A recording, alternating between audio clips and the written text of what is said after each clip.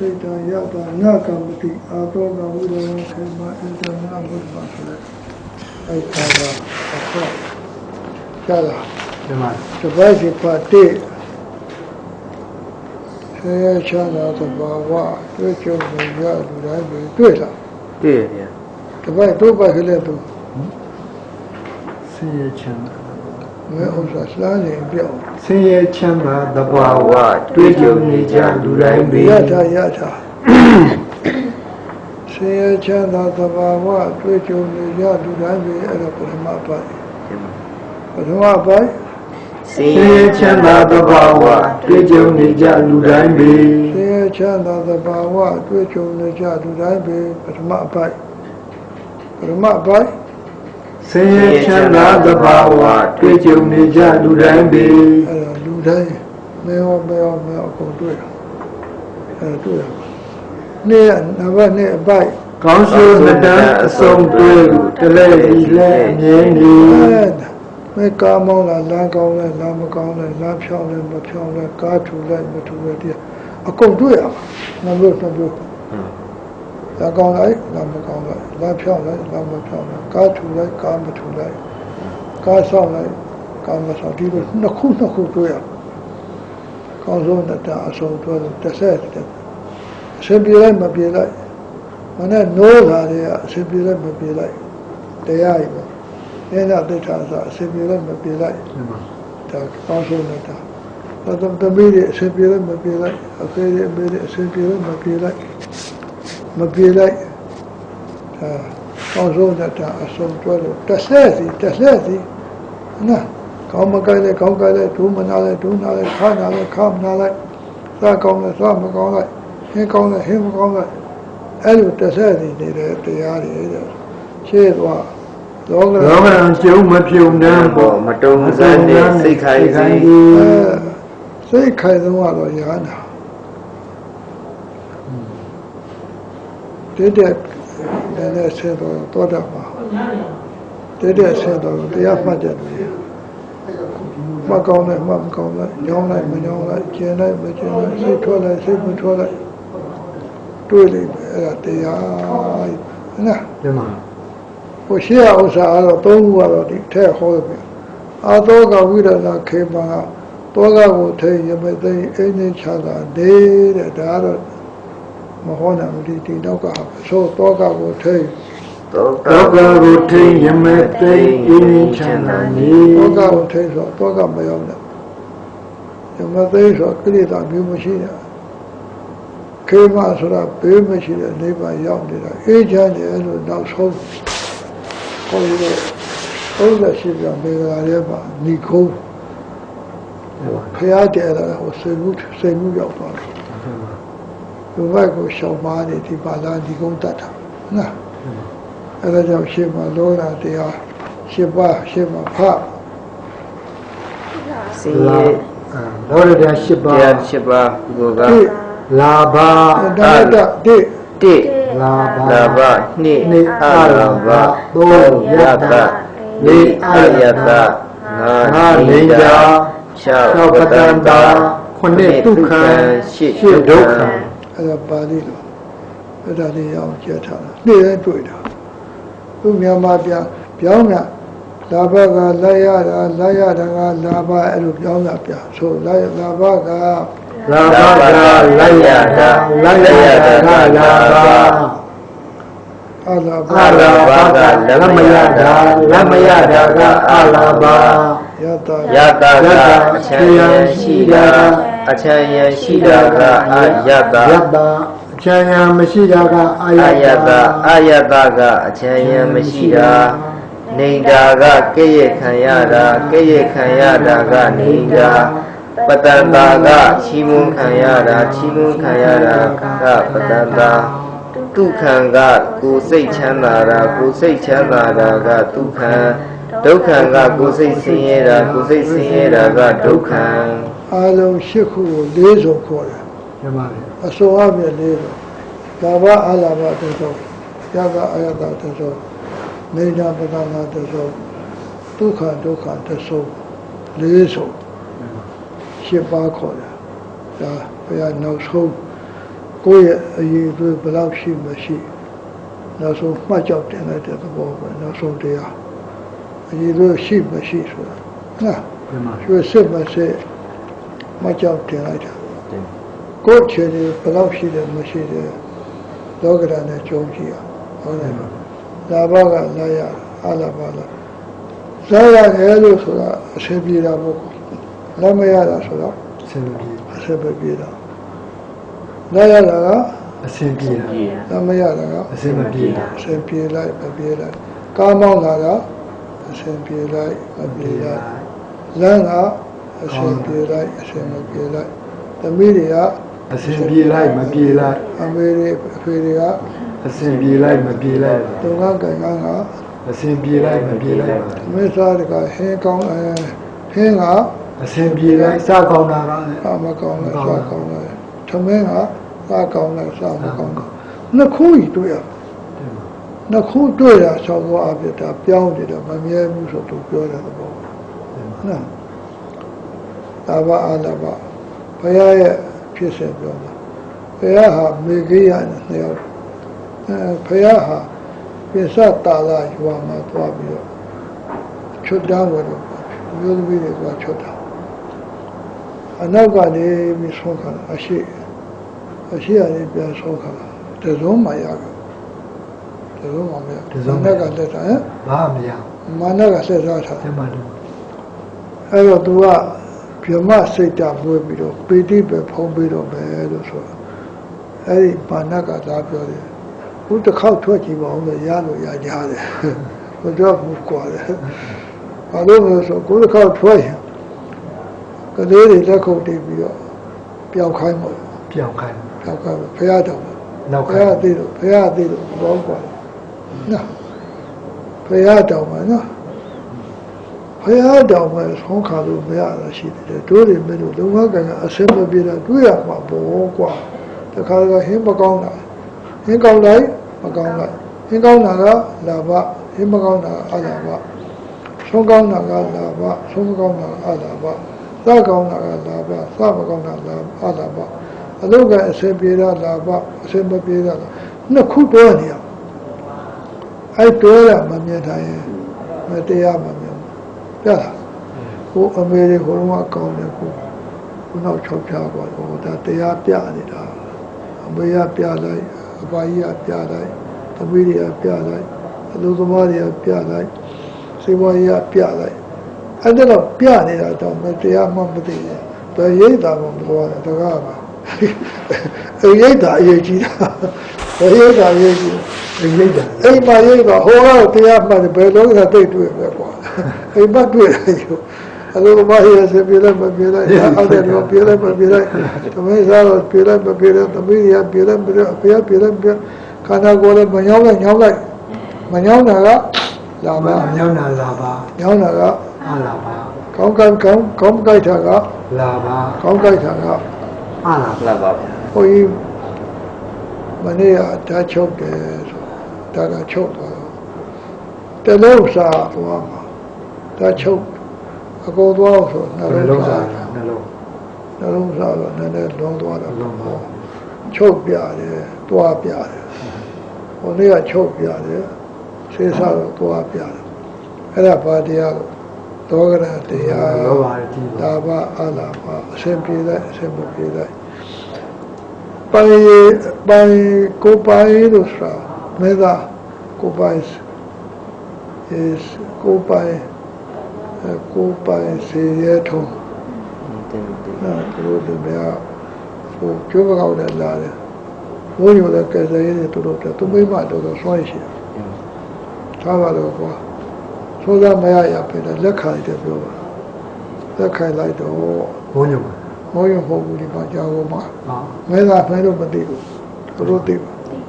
သိလားနာမည်ပဲလို့ဟမ်ပိုင်စီရဲဟုတ်ပြီသူအဲ့ဒါလည်းကားနဲ့သွားရောက်ပြောပါတော့လမ်းရောက်တော့လှဖို့ဆက်တယ်ဆရာတော်ကြီးမကြွနဲ့ဘုရားလာဖို့ပဲတဲ့ဆိုဟောပြားချလာဗျာတရားပြမပေါက်ဘူးဖြစ်တယ်ဟုတ်ပြားချလာဗျာကထိုင်တရားမှန်တယ်လည်းကောင်းတာပဲကွာဆိုပြီးဆွာရောက်ဆိုလို့ ဘယ်တော့မှဆယ်နာရီခွဲကျော်မှပေါက်တာကားကြက်လို့ကားကြတော့ဘုန်းကြီးကတော့ဘုန်းကြီးကားကြက်မှဆိုလားပို့တယ်ထင်ပြီးတော့သူတို့ဟင်းတွေကကောင်းတော့စားတာဘူးစားတော့စားပြီးဝါကပါတပည့်တော်တို့အလုံးကကင်ကားတွေအစင်းဟိုမအားလို့ပေါ့လေအိမ်မှာလည်းရှုပ်လို့ဒါတော့ကြွလာရင်ချက်ပြီးသားလည်းမရှိဘူးဟာအိမ်လည်းပြင်ပြီးသားမရှိဘူးအဲ့ဒါကြောင့်ဈေးကဝဲလာခဲ့တာဖေအားတဲ့လို့ဟဲ့အားချလို့တော့မဖြစ်ဘူးဈေးထုံနဲ့မတည့်ဘူးနော်မသိတော့ကတော့ကောင်းနေတာဟောတမျိုးပြောင်းတော့အဲ့ဒါနဲ့ဆေးတွေပဲစားပြီးတော့တခါနေငယ်ကြတော့တက်ကလျှောတာတမျိုးမတည့်တာစားပြီးတော့တမျိုးနော်ဟိုကျုံကပြောပါတော့အဲ့ဒါနဲ့ဟိုပရိတ်ရုပ်တယ်နိုင်ငံခြားအနေများတဲ့မိသားစုတွေပြောပါတော့ဘာမရရပဲပရိတ်ရုပ်ချဟိုရောက်တော့အတာနာနာတဲ့သူတို့ကလည်းလောကတရားတွေကျုံထားတော့တရားအရမ်းနာကျင်တာဒုက္ခကြုံမှဒုက္ခလွတ်မြောက်ချင်တာခေါင်းကိုက်မှခေါင်းကိုက်တာပြောချင်တာမကိုက်တဲ့လူကဘာသိပါသားကြီးတရားဟောကောင်းတာဟိုကြောင့်တရားဟောကောင်းတယ်မဒီဟာကြိုက်တော့တရားဟောကောင်းတယ်တရားဟောပြီးပြန်လာတော့ဘာဖြစ်သွားလဲချွေးမထွက်တော့ဒေဝကောင်းတော့ပြောတာချွတ်ထုတ်ပြီးအိမ်မှာဆိုအိမ်တယ်ဘုရားမထတဘာဝပြောပါလေငါကြွက်ကြည့်တယ်လေနိုးကြတဲ့အိမ်မပြောမချင်းခန္ဓာကိုယ်ကောင်းမကောင်းလိုက်လူရလည်းပရိသတ်လာလိုက်မလာလိုက်နော်ကဲလည်းချီးမွမ်းလိုက်ငါလည်းကဲရတယ်ဆရာကြီးကသိုးသားလိုက်ဖို့မကောင်းဘူးလေဟောတချို့ကဆရာကြီးကအမတန်တရားပြေးသွားတယ်တဲ့တရားလည်းကမလည်းပြချီးပေါက်တယ်နှစ်ခုကြီးမတူဘူးဟဲ့တူကဲရှောက်သွားမယ်ဒီလာဘအလားပါရှင်းအောင်ပါလားမနေ့မိုးလင်းကလေးကအိပ်ပြောင်းသိချအောင်အစင်ပြေလိုက်မပြေလိုက်အစင်ပြေလိုက်မပြေလိုက်ကားမောင်းသွားလို့ပေါ့ကွာရှောင်းတိတ်မောင်းနေရတာသွားတိုင်ရင်တော့သွားပြီရှောင်းတိတ်မောင်းဟောတာတရားဒါတရားဆိုရင်မင်းလေးပါရောက်သွားမယ်ဒါကဘာဖြစ်တာလို့ဆိုရင်တိုက်ပြီကားမောင်းသွားရင်သွားတိုက်ရင်သိကြကားမောင်းလို့သွားတိုက်ရင်ထောင်ကြတိုက်ရင်ထောင်ကြငါနဲ့တိုက်ရင်အပယ်ကြရှောင်းမောင်းရင်လေးပါရောက်ကားလူတိုက်ရင်ထောင်ကြမယ်နော်ခြာသေးပါတိုက်ရင်ထောင်ကြမယ်ဘယ်လိုနဲ့မတိုက်စေတော့တော့မဘယ်လူနဲ့မှငါနဲ့မတိုက်နဲ့နော်ညောင်းတာပဲငါနဲ့မဆိုင်ဘူးညောင်းရလို့ညောင်းတာ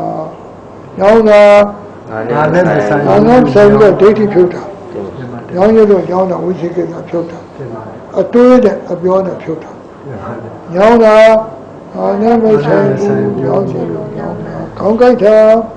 ငါနဲ့မဆိုင်ဘူးကြိုက်ရှင်လို့ကြိုက်တာဟင်းကောင်းတာငါနဲ့မဆိုင်ဘူးကောင်းခြင်းလို့ကောင်းတာငါနဲ့မဆိုင်ဘူးတော့ဟင်းမကောင်းတာငါနဲ့မဆိုင်ဘူးမကောင်းခြင်းလို့ကောင်းတာတပည့်လေးပြောမကောင်းရင်ငါနဲ့မဆိုင်ဘူးသူတို့မကောင်းလို့ကောင်းတာမကောင်းသူမိုးရွာရင်ငါနဲ့မဆိုင်ဘူးရွာခြင်းလို့ရွာတာဒီပူတာငါနဲ့မဆိုင်ဘူးပူခြင်းလို့ပူတာဒီကမကြီးကြောင်တော်ဖြစ်နေတာငါနဲ့မဆိုင်ဘူးမရဘူးဗျာကြောင်ရင်လို့ကြောင်တာသူကဘာလဲမင်းခိုင်းတာလား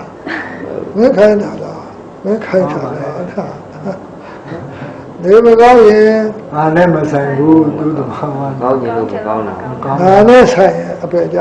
ယ်ပါဗျာကားသွားပြီးငါနဲ့ဆိုင်ရင်ထောင်ကြတယ်ပါဗျာကားတစ်ခုသွားဆိုင်ကြတာအဲကျတော့ပြဿနာဖြစ်တယ်အမှုဖြစ်အောင်တထောင်ကြပါငါနဲ့ဆိုင်ပဲကြငါနဲ့ကိုမဆိုင်ဘူးအဲ့ဒါဟင်းကောင်းရင်ငါနဲ့မဆိုင်ဘူးသူကသူကောင်းတယ်လို့ကောင်းတာဟင်းမကောင်းရင်ငါနဲ့မဆိုင်ဘူးသူကသူမကောင်းတယ်လို့ကောင်းတာကိုလာပြီးတော့ရည်သားထားရင်ငါနဲ့မဆိုင်ဘူးသူအမှုတိုင်းလို့တာမလာတော့ဘောသူတို့ဘာလာပြောလဲငါနဲ့မဆိုင်နော်စာလာဖုံးထားဆက်ရင်သူသာသူဆက်ချင်းလို့ဆက်ထားငါနဲ့မဆိုင်ဘူးဆက်ချင်းလို့ဆက်တာခုနကဆက်တယ်ရောက်တော့ပြောနေတာသူတို့ကဓမ္မဘုန်းကြီးတို့ကျိုးဘကောအရှိပါရွှေပန်းတော့ပါတဲ့ တက္ကမလည်းသားတယောက်နဲ့ယောက်ျားနဲ့သူကလည်းမဟာလို့ဆိုဖုံးဆက်တယ်ရေးသားဖုံးရတဲ့ရေးသားတွေဆက်ပြီးတော့ဟိုကျုံးတော့ဟိုမှာနိုင်စည်းရှိတယ်တင်ပါနိုင်စည်းနဲ့မှာအဲ့ဒီအစိပ်ဝက်ပြီးတော့တွေ့အောင်ဒီစိတ်တွေ့အောင်တွေ့ပါပေါ့သူအမှန်သားဖုံးနဲ့လာလဲအဲ့ဒီမှာကလာကပမာလို့ဝက်စားထားပြီးငါပဲနေတဲ့ငါလည်းကျတယ်ဟုတ်တယ်ကားပေါ်တက်ခေါ်လို့တားတယ်တော့အိမ်မှာကလေးတယောက်နဲ့ဖေးကြခဲ့တယ်အဲ့ကမပဲရောက်တော့မှဟုတ်လားဘာမှလို့ဖုံးတယ်ဟိုဖုံးလို့ဆောကတဲ့တဝါကြီးပြောပြီးတော့ဖုံးနဲ့ဝဲချလာဟိုရထားနဲ့တွေ့အောင်ပေါ်လို့ပြောတယ်ရတာပေချင်းတို့နွားငါပါမှတ်လို့အေးဒီလိုကောင်းလို့ငါဆိုဖုံးချတယ်ဟိုနှာဆက်တယ်ရေးသားတွေလှမ်းထားတယ်ဖုံးနဲ့လှမ်းထားတယ်ဟုတ်လားငါမဲ့နဲ့လုံးတယ်တော်တယ်မှာခေစားနေတယ်ကိုဖုံးနဲ့ဆက်လူလုံးဘဝလုံးဘာညာပေါ့လေပြောချိန်တာပေါ့လေအစင်ပြေတော့တဲ့အခါကျတော့နောက်ထပ်ဆက်သူကဆက်တာဆက်ရေးသားပြသွားအောင်ရေးသားပြပြန်ရတော့တွေ့မယ်သူကဘယ်လိုလူသားမှအဝမသိဖြိုမသိဘာမှသိသွားတွေ့ပြဿနာတွေတဲ့ရမ်းမလို့နဲ့ဖုံးဆက်ရင်သူကသူဆက်ချင်လို့ဆက်တာငါလည်းမဆက်ဘူးငါလည်းမဆက်ချင်လို့ဆက်ဖုံးဆက်ရင်ငါလည်းမဆက်ဘူးဆက်ချင်လို့ဆက်တာဒီသာဖုံးဆက်ရင်ငါလည်းမဆက်ဘူးဆက်ချင်လို့ငါလည်းတခုမှမဆိုင်နဲ့အဲ့ဒါနဲ့နေပါရောက်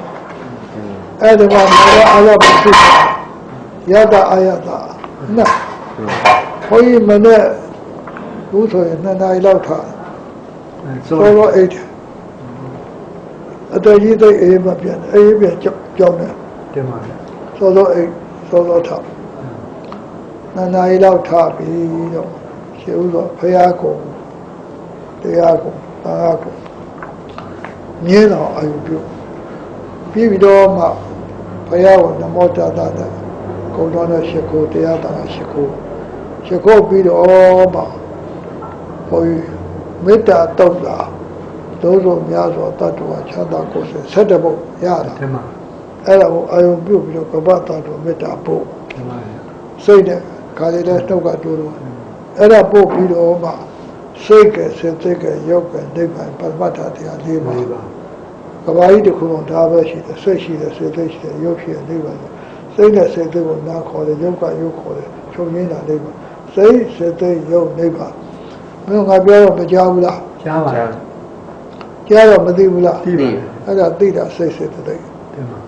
သောတာဝိညာဉ်စိတ်တင်ပါအတန်ကရုပ်တင်ပါချုပ်ငင်းသွားတာနိဗ္ဗာန်ဒီစိတ်ရုပ်နိဗ္ဗာန်ငါကြီးစိတ်ရုပ်နိဗ္ဗာန်သူတော်ကောင်းကြီးစိတ်ရုပ်နိဗ္ဗာန်တခေါမှစိတ်ရုပ်နိဗ္ဗာန်ဒါပဲတဲ့ပါရှိအဲ့ဒါကိုမြင်အောင်ပရမတ္ထဉာဏ်ပွင့်အောင်ပြောပါတော့ကွာအဲ့ဒါကိုအာယုပြုစိတ်ခုဆိုရညောင်းလာတာစိတ်ရုပ်နိဗ္ဗာန်ဒီသဘာဝပဲအကုန်ထုံးလိုက်တော့အကုန်လုံးစိတ်ရုပ်နိဗ္ဗာန်ကြီးပါနော်ဆိုပါတော့ကိုမြင်တယ်သိတာစိတ်ရုပ်နိဗ္ဗာန်ဒီထဲကိုဉာဏ်ဝင်သွားအောင်ဟိုတို့တော့ပရိယစွာရပြောပါလို့ပြီးတော့မှခန္ဓာ၅ပါးအပြာဟာဟောပြနာလူပခန္ဓာပြီးတော့မှအာယနာ32ပါးပြီးတော့မှဓာတ်18ပါးပြီးတော့မှသစ္စာ၄ပါးပြီးတော့မှပဋိစ္စသမုပ္ပါဒီအဝိဇ္ဇာတေခါရတစ်ခုစီပြီးတော့မှပဋ္ဌာန်း24ပစ္စည်းအာယုပြုပြီးမှတရားမှတ်ပြီးတော့တရားဟောဖို့တွေ့တော့အချိန်က2 နာရီလောက်2 နာရီတော့3 နာရီ4 နာရီ2 နာရီလောက်တွေးလိုက်အလိုက်ပေါက်တော့ပြီးတော့မှဆုံးလာတော့အစီအစဉ်တော့ပြီးတော့မှဟောဖို့တွေးအချိန်ကလူနေရတာသေဂာနိကတ်နေပြီနော်သေဂာနိကတ်နေပြီဒီနေရာလေးမှတ်ထားဖို့မာနာကြီးညာမာနာကြီးတာထိုသူဟာမာနာကြီးတာထိုသူဟာပွားပါသိခြင်းတရားပွားပါသိခြင်းတရားဆိုမာနာကြီးတာထိုသူမှာပွားပါသိခြင်းတရားမာနာကြီးတာမ မာနကြီးတာထိုသူမှာ ပွားပါသိခြင်းတရား မာနကြီးတာမဲ့မာနကြီးတာမသေးသေးဘူးထင်တယ်မာနကြီးတာတေခြင်းတရားသူတေခြင်းတရားသူမာနကြ ဒီမှာ တေခြင်းမြင်လေမာနကြတယ် ဒီမှာ မာနကြလေကောင်းတယ်လို့လုပ်ချင်တယ်ပဲ ဒီမှာ တေခြင်းမမြင်လေမာနကြီးတယ်ပဲမာနကြီးလေ မာနကြီးတယ် မကောင်းတာလုပ်ချင်တယ်ပဲမာနကြီးတော့ဘလူးလူထဲဘဝပြုရေးဆိုင်တယ်မာနကြီးတယ်တေခြင်းမြင်လေမာနချတယ်ကောင်းတယ်လို့များများလုပ်ချင်တယ်တေခြင်းမမြင်လေမာနကြီးတယ်မကောင်းတယ်လို့ကိုလုပ်ချင်တယ်ကောင်းတယ်လို့လုပ်ချင်တယ်မာနကြတာမကောင်းတယ်လို့လုပ်ချင်တယ်မာနကြီးတာ ဒီမှာဗျာ နော် ဒီမှာ မကောင်းတယ်လို့လုပ်ချင်တာ မာနကြီးရ ခါဒီမကောင်းတာရှောက်တွေ့တယ်ကောမာနကြီးတာကောင်းတာရှောက်တွေ့တာ မာန ချတာ ချ ဒီနေရာလေးဖတ်တာပလဲရေရှိရင်လေမရှိဘူးပလဲထဲမှာ ရေမရှိရင် လေရေရှိရင် လေရှိရင်လေမရှိဘူးဗျာ ရေမရှိ လေရှိပါဗျာ ရေရှိရင် လေးမရှိ လေမရှိဘူးဗျာ ရေမရှိရင် လေရှိပါဗျာ လေဝန်းတယ်ကောင်းတဲ့စိတ်ရှိရင်မကောင်းတဲ့စိတ်မရှိဘူးကောင်းတဲ့စိတ်မရှိမကောင်းတဲ့စိတ်ဝင်ပြီးသားပဲ မှန်ပါဗျာ ကောင်းတဲ့စိတ်ထည့်ထားမှာကောင်းတဲ့စိတ်မရှိရင် မကောင်း ဒါ တဲ့ ကြောင့်လည်းစိတ်ကတော့ဝင်ပြီးသားရေရှိရင် ရေရှိရင်လေမရှိပါဘူးဗျာ ရေလည်းမရှိတော့ လေရှိမှာပဲ လေဝန်းတာပြီလေပြင်းတာကောင်းတဲ့စိတ်ရှိရင် မကောင်းတဲ့စိတ်မဝင်နိုင်ဘူးဗျာ ကောင်းတဲ့စိတ်မရှိရင် ကောင်းတဲ့စိတ်မရှိလို့ရှိရင်မကောင်းတဲ့စိတ်ဝင်လာမှာ သူကခေါ်ရမယ်လေခေါ်ရမလို့ရေတာပြီးဝင်လာတာပဲ မှန်ပါဗျာ မကောင်းတဲ့စိတ်ကခေါ်ရမလို့ကောင်းတဲ့စိတ်မရှိဘူးမေးတာပဲဒီချမှတ်တာကောင်းတဲ့စိတ်မျက်ခံထားရတယ်ကောင်းတဲ့စိတ်မျက်ရမှာအဖေကျေစုဘာကြီးကျေစုကျေစုဆမ်းငါစာကြိုးသားမယ်ငါကောင်းနေမယ်ငါအိမ်အောင်ရေးငါတတိထားပြီးတော့မိဘတိုင်မလုပ်မဲ့သူကောင်းတဲ့တွေ့တယ်အဲဒီကောင်းတဲ့စိတ်လည်းမရှိရောမကောင်းတဲ့စိတ်ဝင်ပြီးတခါတော့တွားတာပဲ ပြန်ပါ ကောင်းတဲ့စိတ်မရှိရင်ဝင်တာပဲ ပြန်ပါဗျာ ရေမရှိရင် ရေမရှိရင်လေရှိမယ်ဗျာ လေဝင်ပြီး လေဝင်ပြီ ကောင်းတဲ့စိတ်မရှိရင် မကောင်းတဲ့စိတ်ဝင်လာမှာလိုလိုဝင်လာမှာ အလိုဝင်တာခေါ်တယ်မလို့ ကျမ ကဲရှေ့သွားမယ်ယတ္တအယတ္တမနဲ့အကြောင်းပြောမယ်မနဲ့ကိုဘုန်းကြီးကမနဲ့ထားတယ်ဆိုဘလို့မှမရှိဘူးယတ္တအယတ္တအကြောင်းပြောလို့ဒီ3နာရီထိုးတော့ဆိုဓမ္မယုံတယောက်တက်လာတယောက်တက်လာတယောက်တက်ဟိုအချမ်းရရှိတယ်မရှိတဲ့အကြောင်းပြောတာပြောပါလေဟောကြရတော့ဒီသားတွေကပြန်တော့ဗျာဟောကတည်းကဘုဒ္ဓချက်ခဲ့ မရှိဗျာ တခြားဟိုတိုင်းကြတာကြတက်လာဗျာရောဒီဓမ္မယုံပေါ်မှာကိုယ်ကယတ္တအယတ္တခြားရရမရှိခြားရရှိတယ်မရှိတယ်ခြားရရှိတယ်မင်းအိမ်မှာတတိထားကြည့်ဒီဖျားဟောတဲ့တရားကိုဖြစ်စဉ်တရားသိပါဓမ္မကြီးတရားပြောတယ်သူကဘုန်းကြီးစီဒီကိုဘယ်လိုရသွားတယ်မသိပါဘူးနော်သူကတက်ဆန်တော့စီဒီကိုနားထောင်ကြည့်တော့ဘုန်းကြီးတရားကနားထောင်မကောင်းမှတ်မိတယ်ဖြစ်စဉ်လျှောက်ပြောတာဟုတ်ဖြစ်စဉ်လျှောက်ပြောတော့ကောင်းတဲ့တရားနဲ့ဆိုအောက်မှာလိစ္ဆာတွေ့လိစ္ဆာတွေ့လှပြီးတော့အုပ်ဖို့ဆိုတော့ပစ္စည်းမှာလှစာအုပ်တော့စာအုပ်ချပြီးတော့စီဒီကိုဖြူပြီးလက်အုပ်ချတော့ကျေသေးနေဖြန်းရုပ်နာလေးမလေးမြဲတာဟိုသဘောပေါက်တဲ့လူဆိုပါတယ်လေတော့ဆေးတောက်တဲ့လူကဆရာနာမှာတော့ဆရာမရှိတဲ့နဲ့တော့တက်တာလား ရလား ရိသလာအိမ်မနေနေမှတ်ရင်သဘောပေါက်တာကျတိတွေထားမိုးကြီးတွေထားကိုအလွတ်မင်းရုပ်သေးကိုလေအဝေးရလှကြည့်အယုံနဲ့ကျိုးတရားပြောမယုံအော်အယုံမှမမြင်ပဲကျိုးမှမမြင်ပဲနော် ရုပ်ပဲ အယုံပဲဟိုကလူပဲမြင်နေတာ လူပဲ ရုပ်သေးဝေးရကြည့်လူ လူပဲ လူမဟုတ်ဘူးအယုံနဲ့ကျိုးပြောဘယ်တော့ပြောလို့မရ မ ဘူး ရဘူး ငါလည်းငယ်ကအဝေးရလာကြည့်ဘူးဆိုသူကလူနဲ့တူအောင်လုပ်ထားတာဇက်ခုံထိုးတာကွာအကုန်လုံးကျိုးလည်းမမြင်ဘူးကွာကျိုးမမြင်ရတော့ဒါလူတွေပဲထင်တယ်နော် ဒီမှာ မမှတ်တဲ့ကငါပဲထင်တယ် ဒီမှာ မမှတ်တဲ့က ငါပဲထင် ငါပဲထင်တယ်ထားတယ်ငါရတယ်ငါသွားတယ်ငါဟိုအယုတ်ကိုလေမိမဆိုသွားတယ်မိမသွားတယ်ယောက်ျားအနာတဲ့ကကြည့်တော့အယုတ်နဲ့ကျိုးမြင်ရောအနာကကြည့်တော့ အယုတ်နဲ့ကျိုး အယုတ်နဲ့ကျိုးမြင်တဲ့အခါ လူတို့ပြောရင်ဂျုံသေးလား မလုံးဘူး အရှင်ဘုရားနဲ့တစ်စက်မှငါမရှိတာအမှန်လဲပဲတဲ့အမလေးဟိုတော့မှားလိုက်တာတဲ့ဘောပေါက်ညောင်းတာကြီးပဲတဲ့ကျင်သားကြီးပဲထုံသားကြီးပဲအိတ်ချင်တာပြောပြီးပြက်သွားတာတဲ့ညောင်းပြီးပြက်သွားတာကြည်သာအိမ်မှာဘုန်းကြီးနဲ့မတွေ့ပဲတဲ့ သူကရှိပြီးသားနှိုးလိုက်တယ်ဖြစ်တယ် ဟိုကြာကုန်ကြီးနေအောင်မရတော့မပွက်ရတော့ မရသေးဘူး နေအောင်လည်းတော့ပွက်သွားတယ်အသိညာဖြစ်သွား သူက တိုက်ဆိုင်တာ တဲလေးနေတာဟုတ် တိုက်ဆိုင်တာကိုတရားနဲ့တိုက်ဆိုင်တာဟိုကိုတရားနဲ့တိုက်ဆိုင် တိုက်ဆိုင်တာ အရှင်ဘုရားနဲ့ကောင်းလိုက်တာဒီတရားမျိုးတွေလူတိုင်းနားဖို့ကောင်းတယ်လူတိုင်းသာဘူးဟာပြောတာဘယ်တိုက်ဆိုင်တဲ့သူဖို့တိုက်ဆိုင်တာကဲဆိုင်မှာဖွင့်နေတာဈေးဟိုပစ္စည်းတွေကောင်းတယ်လူတိုင်းလာဝင်မလား လာဘူး တိုက်ဆိုင်တဲ့သူကဝင်မကြီးဘူး ဒါလည်း မင်းကတိုက်ဆိုင်တာကြီးကို တိုက်ဆိုင် ဟိုတိုက်ဆိုင်တဲ့အကြောင်းပြောမယ်တိုက်ဆိုင်အောင်လုပ်ရမယ် ဒီမှာ နာမနောတရားထိုင်းကြီးနေလူတွေလာလဲမလာလဲလူတွေလာလဲမလာလဲလူတွေလာလဲမလာလဲအဲ့ဒါလောကတရားယတအယတသိတိုင်းပြောအချိန်တိုင်းပြောဒီတရားတွေကအများနဲ့ပြနေတာ ရှားမရဘူး ရှားမရဘူးရှား